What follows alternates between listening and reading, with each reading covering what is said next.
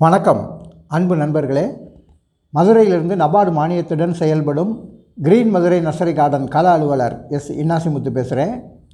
நீங்கள்லாம் நல்லா இருக்கீங்களா? எல்லாம் சௌக்கியமாக இருக்கீங்களா? நான் மதுரையில் புதூர்லேருந்து பெரியார் வரைக்கும் ஒரு பஸ்ஸில் ஏறி போய்கிட்டு இருந்தேன். அப்படி போய்கிட்டு இருந்தபோது பார்த்திங்கன்னா, நான் பின்னாடி சீட்டில் ஏறி ஃப்ரண்டில் உட்காந்துருந்தேன். பின்னாடி சீட்டில் நிறையா ஒரு 6-7 பேர் உட்காந்துருந்தாங்க. அதில் ஒரு பெரியவர் ஒருத்தரும் உட்காந்துருந்தார். பஸ்ஸு போய்கிட்டே இருந்துச்சு. ஒரு 5-6 காலேஜ் பசங்க பஸ்ஸில் ஏறினாங்க. இடையில அவுட் போஸ்ட் அப்படின்ற இடத்துலேருந்து ஏறினாங்க. அப்படி ஏறி போய்கிட்டே இருக்கும்போது இந்த காலேஜ் பசங்க என்ன பேசுனாங்க அப்படின்னு கேட்டிங்கன்னா, A+B+, C² A² அப்படின்னு போட்டுட்டு இந்த அல்ஜிப்ரா கணக்கு, இந்த கணக்கு பார்த்திங்கன்னா இப்போல்லாம் உள்ளவங்களுக்கு யாருக்குமே தெரியாது. அந்தளவுக்கு ரொம்ப வித்தியாசமான கணக்காக இருக்குது, நிறையா கண்டுபிடிக்க முடியுது அப்படி இப்படின்னு சொல்லி இந்த அல்ஜிப்ரா கணக்குகளை பற்றியே அவங்க பேசிக்கிட்டே வந்தாங்க. ஒரு 5 நிமிஷம் 10 நிமிஷம் அவங்க பேசிக்கிட்டே வரும்போதே ஒரு பையன் என்ன சொல்லிட்டான் அப்படின்னா, அந்த காலத்து பெருசுகளுக்கெல்லாம் அந்த கணக்கை பற்றி என்ன தெரியும் அப்படின்னு ஒரு வார்த்தையை விட்டுட்டான். உடனே என் பக்கத்தில் பின்னாடி சீட்டில் உட்காந்துருந்தவருக்கு சரியான கோபம். அவர் உடனே டக்குன்னு எந்திரிச்சிட்டார். டக்குன்னு எந்திரிச்சு என்ன சொன்னார்னா, நானும் பஸ்ஸில் ஏறினதுலேருந்து பார்த்துக்கிட்டே வர்றேன், என்ன கணக்குன்னு கணக்கை பற்றியே பேசிட்டு வர்றீங்க, அப்படி என்னடா உங்கள் பெரிய எந்த கணக்கு, ஒரு 1000 ரூபாய்க்கு எத்தனை 5 பைசா சொல்லுங்கடா உங்கள் கணக்கை பார்ப்போம் அப்படின்னாரு. இவ்வளோ தான் கேட்டார். இந்த பசங்க எல்லாம் தெருன்னு முழிச்சுக்கிட்டு அடுத்த ஸ்டாப்லேயே இறங்கி போயிட்டாங்க. என்ன சொன்னாங்க அப்படின்னா, பாடுறா பெருசு போடுற கணக்கை பாடுறா அப்படின்னு சொல்லிட்டு ஓடியே போயிட்டாங்க. அப்போ தான் அந்த பெரியவர் சொன்னார். என்ன சொன்னார்னா, இவங்க புரோஜனம் இல்லாத 1008 கணக்குகளை போட்டுக்கிட்டு இருக்காங்க, எது வாழ்க்கைக்கு புரோஜனமோ அந்த கணக்கை போட மாட்டேங்கிறாங்க அப்படின்னு சொல்லி ஒரு வார்த்தை சொல்லிவிட்டு உட்கார்ந்தார். பாருங்கள், இந்த கணக்குக்கு விடையும் நான் உங்களுக்கு, நீங்களும் இந்த விடையை என்ன அப்படின்னு தெரிஞ்சுக்கிற மாதிரி இந்த நிகழ்ச்சியை விட்டுட்டு இப்போ நம்ம நிகழ்ச்சிக்குள்ளே போவோம். என்ன அப்படின்னு கேட்டிங்கன்னா, மிக முக்கியமான பாயிண்ட். இன்றைக்கி பார்த்திங்கன்னா நிறையா தொழில்கள் இருக்குது. எல்லா தொழில்களுமே எப்படி இருக்குது அப்படின்னு பார்த்திங்கன்னா, ஒரு கட்டடம் கட்டக்கூடிய ஒரு என்ஜினியரை கூப்பிட்டோம்னு வைங்களேன், அவர் என்ன சொல்லுவார், இந்த இடத்துல இவ்வளோ செங்கல் பிடிக்கும், இவ்வளோ மணல் பிடிக்கும், இவ்வளோ ஜல்லி பிடிக்கும், இவ்வளோ சிமெண்ட் பிடிக்கும், இவ்வளோ கம்பி வேணும் அப்படி இப்படின்னு சொல்லி ஒரு எஸ்டிமேட்டை போட்டுட்டு அவர் சொன்னபடி அந்த பொருளெல்லாம் கொடுத்தோம்னா அழகாக அவர் வீடை கட்டி வடிவமைச்சு கொடுத்ததோடு அவர் வேலை முடிஞ்சு போயிடுச்சு.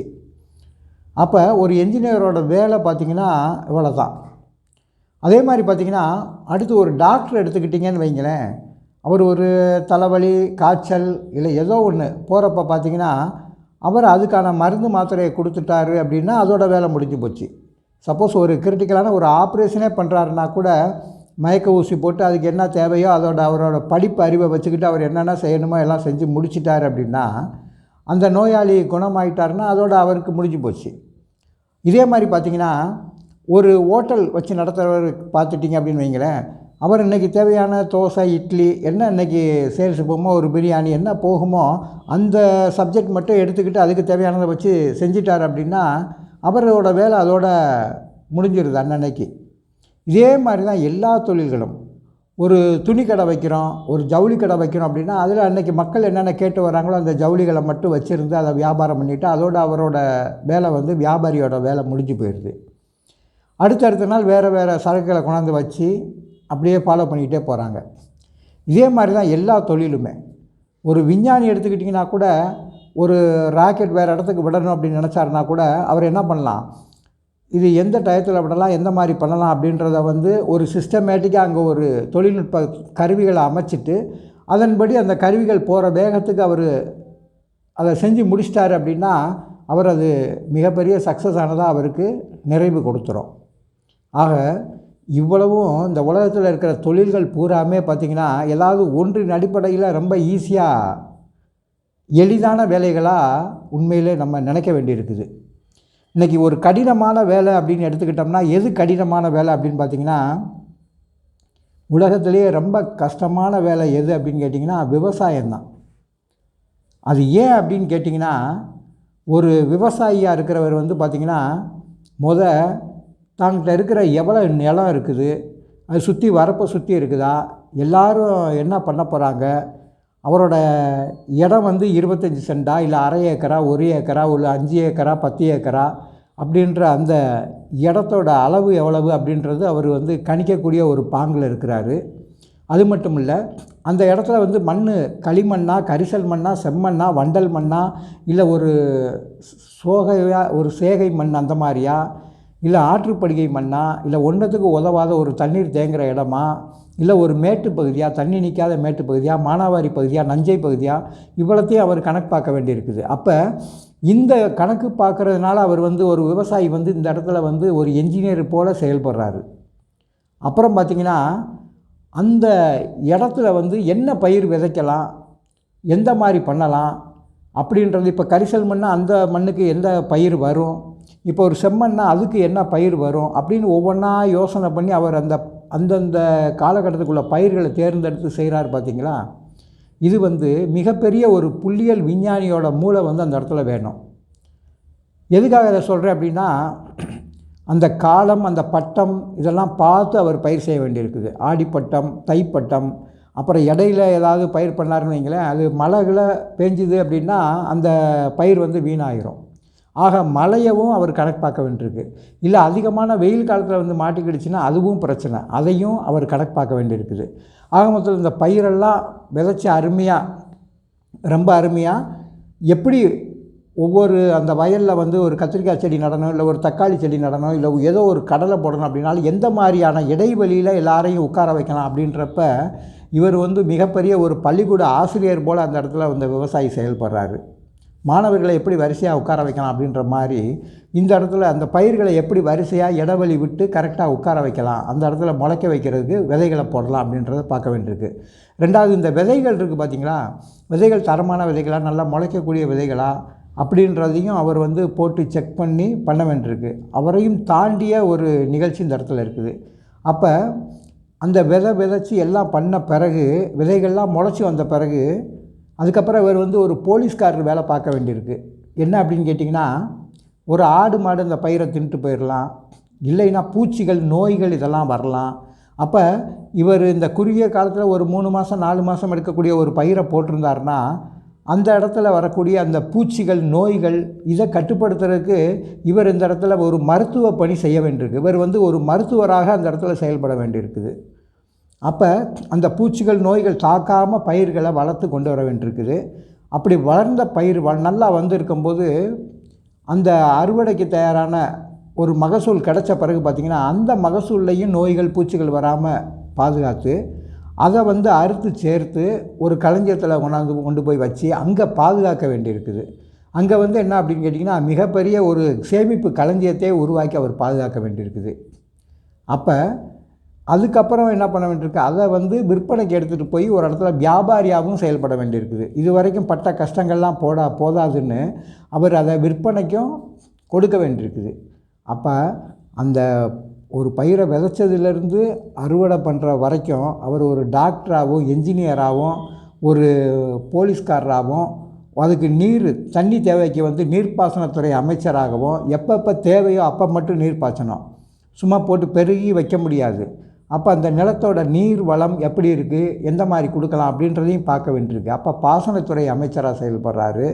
அதுக்கப்புறம் அறுவடை பண்ண பிறகு அந்த இதெல்லாம் மொத்தமாக வைக்க போகுது, எங்கே கொண்டு போய் அடுக்கலாம், எந்த இடத்துல வைக்கலாம் அப்படின்றப்போ ஒரு முதலாளித்தனத்திலிருந்து செயல்படுறாரு. அந்த ஒருங்கிணைச்சி எல்லாரையும் வேலை வாங்கக்கூடிய ஒரு மேற்பார்வையாளராக அந்த இடத்துல செயல்படுறாரு. இப்போ இதை கொண்டு போய் சரியான டயத்தில் அவர் விற்கணும். அப்படி விற்க முடியலை அப்படின்னா அது அவருக்கு மிகப்பெரிய இழப்பை கொடுக்கும். அப்போ இன்றைக்கி விவசாயிகள் முன்னேறாத இருக்காமல் இருக்கிற காரணம் என்ன அப்படின்னு கேட்டிங்கன்னா, ஒரு 2 காரணங்கள். என்ன அப்படின்னு கேட்டிங்கன்னா, முதல் காரணம் என்ன சொல்லுவேன் அப்படின்னு கேட்டிங்கன்னா, கணக்கு பார்க்காமல் விவசாயம் பண்ணுறது பெரிய தப்பு. என்ன அப்படின்னு கேட்டிங்கன்னா, எல்லா சூழ்நிலைகளையும் முக்காலத்தையும் ஒரு விவசாயி வந்து கணக்கு பார்க்காம ஒரு தொழிலை எடுத்துட்டிங்க அப்படின்னா கண்டிப்பான முறையில் இழப்பை தான் சந்திக்க நேரிடும். எனவே கணக்கு பார்க்கணும். எதுக்காக கணக்கு பார்க்கணும் அப்படின்னா, நீங்கள் கணக்கு பார்த்தா மட்டும்தான் ஒரு முன்னேற்றமான ஒரு பாதையில் நீங்கள் வர முடியும். ஏன்னா ஒரு பழமொழி இருக்குது, உழவன் கணக்கு பார்த்தா உலக்கு கூட மிஞ்சாது அப்படின்வாங்க. இது ஏன் இந்த பழமொழியை சொன்னாங்க அப்படின்னா, உண்மையிலே உழவர்களால் அந்த விவசாயியால் வந்து வருமானத்தை எடுத்து கொண்டு வர முடியாது அப்படின்ற ஒரு உண்மை நிலையை உணர்த்துவதாக கூட இருந்தாலும் இது வந்து உழவன் கணக்கு பார்த்தா உலக்கு மிஞ்சாது அப்படின்னு சொல்கிறது வந்து பார்த்திங்கன்னா மிகப்பெரிய தப்பு தான். என்ன காரணம் அப்படின்னா, நீங்கள்லாம் கணக்கு பார்க்கக்கூடாது, உழவர்கள் விவசாயிகள்லாம் எந்த விதத்துலையும் கணக்கு பார்த்து நீங்கள் விவசாயமே பண்ணக்கூடாது அப்படின்ற ஒரு கான்செப்டில் சொல்லப்பட்டதாக தான் நீங்கள் எடுத்துக்கிடணும். இது ஏன் சொல்கிறேன் அப்படின்னு கேட்டிங்கன்னா, இப்போ ஒரு முதலாளி இருக்கிறாரு, அவர் வந்து ஒரு 10,000 ரூபாய் 1,00,000 ரூபாயை கொடுத்து ஒரு செலவு பண்ணுறதுக்கு ஒருத்தர்கிட்ட தொழிலாளிகிட்ட கொடுத்துட்றாரு. அந்த தொழிலாளி வந்து எல்லா வேலையும் முடிச்சுட்டு வந்து இந்த முதலாளிகிட்ட வந்து கணக்கு கொடுக்கறக்காக என்ன பண்ணுவார், கணக்கு கொடுக்க லேட் ஆச்சுன்னா என்ன பண்ணுவார், ஏன் பாப்பா அந்த கொடுத்த பணம் என்னாச்சு, அது என்னாச்சு, இது என்னாச்சுன்னு சொல்லி உங்களை கூப்பிட்டு கணக்கு எடுக்கிட்டே இருப்பார். இதே அந்த முதலாளி ஒரு வேலையை சொல்லியிருக்கிறாரு, அந்த வேலையை நீங்கள் பணம் போட்டு அதை பண்ணியிருக்கீங்க, நீங்கள் பணம் போட்டு அந்த இடத்துல செயல்பட்டுட்டீங்க அப்படின்னா, நீங்கள் கொண்டு போய் கணக்கு கொடுக்கும்போது முதலாளி என்ன சொல்லுவார், இல்லை அப்புறம் பார்த்துக்கலாம், என்னப்பா கணக்காக பார்த்தா கொடுக்காமலா இருக்க போகிறோம், அப்புறம் பார்த்துக்கலாம்ப்பா அப்படின்னு சொல்லி அந்த ஒதுக்குறாரு பார்த்தீங்களா. அப்போ என்ன அர்த்தம் அப்படின்னா, அப்போ உன் கணக்கை பார்க்க விரும்பலை அப்படின்ற அந்த ஒரு மைண்ட் செட் வருது பார்த்தீங்களா. இதன் அடிப்படையில் தான் உழவன் கணக்கு பார்த்தா உலக்கு கூட மிஞ்சாது அப்படின்னு உங்களுக்கு சொல்லப்பட்டதாக நீங்கள் வந்து எடுத்துக்கிடணும். அப்போ தான் விவசாயிகள் வந்து என்ன அப்படின்னு கேட்டிங்கன்னா, காலத்தை கணக்கு பார்க்கணும், எப்போ விதை போடுறீங்கன்றதை கணக்கு பார்க்கணும், அப்புறம் என்ன மாதிரி விதைகள் போட்டால் எவ்வளோ நாளைக்குள்ளே அறுவடை வரும், அறுவடை வரும்போது எந்த சூழ்நிலைகளை வந்து மாட்டிக்கணும். இப்போ இந்த உங்கள் ஊரே வந்து ஒரு தக்காளி பயிர் மட்டும் பண்ணுறாங்க அப்படின்னா, அதோட மார்க்கெட்டு வந்து அன்றைக்கி அறுவடை பண்ண பிறகு அதோட மார்க்கெட்டு வந்து குறைஞ்சி போயிடுதுன்னு வைங்களேன், அதாவது விலை வாசி ரொம்ப கம்மியாக கேட்குறாங்க அப்படின்னு வைங்களேன், அப்போவும் உங்களுக்கு அது பாதிக்கும். அப்போ வரக்கூடிய காலங்களில் ஏதாவது விசேஷம் இருக்கா, ஏதாவது முகூர்த்தம் இருக்குதா, இல்லை இந்த காலத்தில் வந்து இந்த பயிர் வந்து வந்துச்சுன்னா நல்ல விலைக்கு போகுமா இல்லை போகாதா, இதெல்லாம் வந்து அந்த ஒரு மார்க்கெட் அடிப்படையில் நீங்கள் வந்து ரொம்ப தெளிவாக யோசிக்க வேண்டியது உங்கள் கடமை. அது மட்டும் இல்லை, இவ்வளவுக்கும் காரணமாக இருக்கக்கூடியது மிகப்பெரிய 2வது காரணம் என்ன அப்படின்னு கேட்டிங்கன்னா, உங்கள்கிட்ட அதாவது அகப்பையில் இருந்தால் தான் கரண்டிக்கு வரும் அப்படின்வாங்க. அகப்பையில் அதாவது ஒரு இடத்துல இருந்தால் தான் கரண்டிக்கு அது அகப்பைக்கு வரும் அப்படின்வாங்க. அப்போ உங்கள்கிட்ட பொருளாதார சூழ்நிலை எப்போதுமே உங்கள்கிட்ட வந்து பணப்பழக்கம் வந்து ரொம்ப அதிகமாக இருக்கணும். இருந்துச்சுன்னா மட்டும்தான் இதெல்லாம் நீங்கள் தாக்கு பிடிக்க முடியும். ஒரு 25,000 50,000 செலவு பண்ணி ஒரு பயிரை விளைவிக்கிறீங்க, அந்த பயிர் இந்த வட்டம் மிகப்பெரிய நஷ்டத்தை ஏற்படுத்திடுச்சுன்னு வைங்களேன், விவசாயிகளை பொறுத்த வரைக்கும் அடுத்த முடிவு எங்கே போகிறாங்க, தற்கொலைக்கு தான் போகிறாங்க. விவசாயிகள் யாரும் கோழைகள் கிடையாது. ஏன்னா ஏகப்பட்ட அத்தனை தொழிலோட முதலாளித்துவமும் அவங்கள்ட்ட கிடக்குது. என்ன அப்படின்னு கேட்டிங்கன்னா, நான் சொன்ன மாதிரி டாக்டர், இன்ஜினியர் எல்லா பணிகளையும் சேர்த்து பண்ணக்கூடிய ஒரே தொழில் இந்த உலகத்திலேயே மிக கடினமானதும் அத்தியாவசியமாக கணக்கு பார்க்க வேண்டிய ஒரே தொழில் வந்து விவசாயம்தான். அப்போ இந்த விவசாயிகள் கையில் வந்து பணம் இல்லை இப்படியே இந்த சூழ்நிலைகள் உருவாக அவங்க என்ன பண்ண முடியுன்றீங்க, நிறையா கடனில் சிக்கி தவிச்சு இந்த உலகத்தை விட்டு போகிறது தான் நல்ல முடிவு அப்படின்ற மாதிரி தேர்ந்தெடுக்க தோணும். ஆனால் இது விவசாயிகள் வந்து கோழைகள் அல்ல, இப்படி போகக்கூடாது, இந்த முடிவுகளுக்கான நீங்கள் எடுக்கவே கூடாது அப்படின்னு நினச்சிங்கன்னா, இந்த முக்காலத்தையும் கணக்கு பார்த்து உண்மையிலே நீங்கள் தான் கணக்கு பார்க்கணும். இந்த கணக்கு பார்க்க வேண்டிய வேலை யார்கிட்ட இருக்குது அப்படின்னு கேட்டிங்கன்னா, விவசாயிகள்கிட்ட தான் முழுக்க இருக்குது. இதெல்லாம் சரியான முறையில் கணக்கு பார்த்து பண்ணிங்க அப்படின்னா மட்டும்தான் இனிமேல் போகிற காலத்தில் நீங்கள் வந்து என்ன பண்ண முடியும், மிக ஒரு உயர்ந்த நிலையில் இருக்க முடியும் என்பதை தயவுசெய்து தெரிவித்துக் கொள்கிறேன். எனவே நீங்கள் பார்த்து பண்ணும்போது பார்த்திங்கன்னா, பொருளாதார சூழ்நிலை உங்கள்கிட்ட இருக்கிறதுக்கு தகுந்த மாதிரி என்ன மாதிரி பண்ணணும் அடுத்த ஸ்டெப் எடுத்துக்கிட்டே போங்க.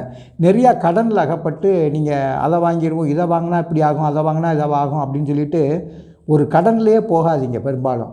ஏன் அப்படின்னு கேட்டிங்கன்னா, இந்த கடன் வங்கிகள் கொடுக்கக்கூடிய கடன் இல்லை, ஒரு அரசாங்கம் கொடுக்கக்கூடிய கடன், இல்லைன்னா ஒரு தனியார் வங்கியில் கொடுக்கக்கூடிய கடன், இல்லைனா தனியார்கிட்ட வாங்கக்கூடிய கடன், இந்த கடன்கள் வந்து உங்களுக்கு எப்படி இருக்கணும் அப்படின்னா, இந்த கடன்கள் உங்களுக்கு எந்த மாதிரி இருக்கணும் அப்படின்னு நினச்சிங்கன்னா, ஒரு சின்ன குழந்தை வந்து நடக்க பழக போகிற ஒரு குழந்தைக்கு வந்து ஒரு நடவண்டியை வாங்கி கொடுக்குறீங்க. எதுக்காக வாங்கி கொடுக்குறீங்க, அந்த குழந்தை கொஞ்சம் தூரம் நடந்து போகணும், நடந்து போன பிறகு இந்த வண்டியை பயன்படுத்தி நடந்து போகணுன்னு ஆசைப்பட்றீங்க, அதனால் வாங்கி கொடுத்துட்டீங்க.